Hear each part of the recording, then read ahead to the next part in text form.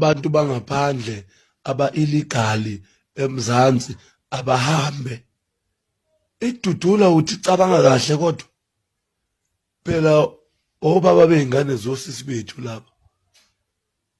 Abashana bethu bazokwenza njani manje? Manje osisi bethu amawivi bazowathola lapha. Imali yokuphuza yona bazoyithola lapha. Senifuna ukuthi manje kube kuhlupheke thina.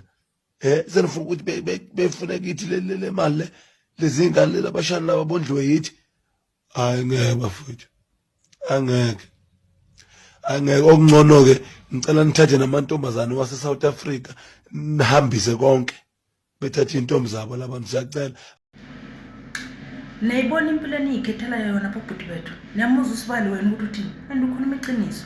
Nisuke le emakhaya nizophanda la eGoli ukuthi nithola imali nani.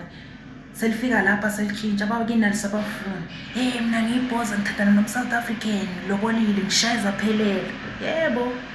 Okusalayo akusilona uthando uyasetshenziswa. Sometimes ma-rich unama-assets uzezo ufile mysterious death.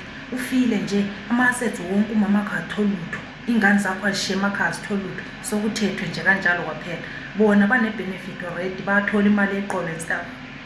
Anginamona, anginabandlululo. I'm not suffering from tribalism, but nibe niyakubona mawufona bakubiza 1,000. Yes sis, uyafona 1,000. Wena uzenza ibhoza. Hayi siyabonga sibali. Abashana bagcina ngoyise. Bendlala phela nina seningandithuka umuntu ne singamthole ngumSouth African right or better, i-foreign right or better, but yeah ne